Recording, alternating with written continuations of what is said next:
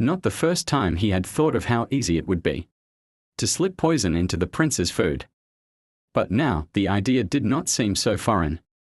It felt necessary. The prince's cruelty could not go unchecked. For weeks, Ivar bided his time.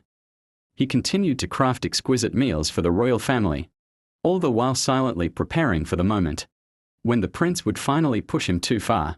That moment arrived sooner than expected. The night of the banquet arrived. The palace was alive with music and the laughter of noblemen and women. The long tables were laid out with plates of the finest food, and goblets filled with wines from distant vineyards. Prince Cedric, adorned in his finest robes, smiled graciously at his guests, though his eyes glinted with the same disdain he always showed for the people who served him. Ivar had prepared a dish of roast goose, stuffed with exotic herbs and a sauce made from figs and rare spices. He had carefully dosed it with the belladonna extract, just enough to incapacitate, to send the prince into a state of weakness, and eventually to claim his life. It would be the perfect plan. As Cedric took his first bite, Ivar watched closely.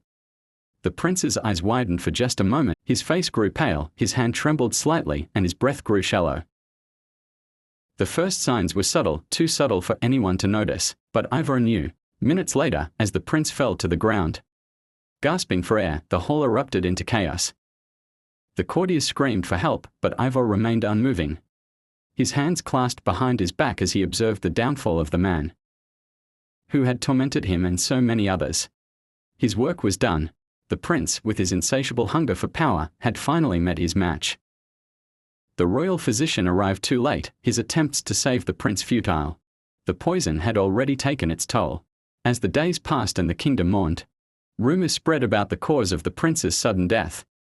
Some whispered of a mysterious illness, others speculated about foul play. But no one would ever suspect the quiet cook in the corner of the royal kitchens.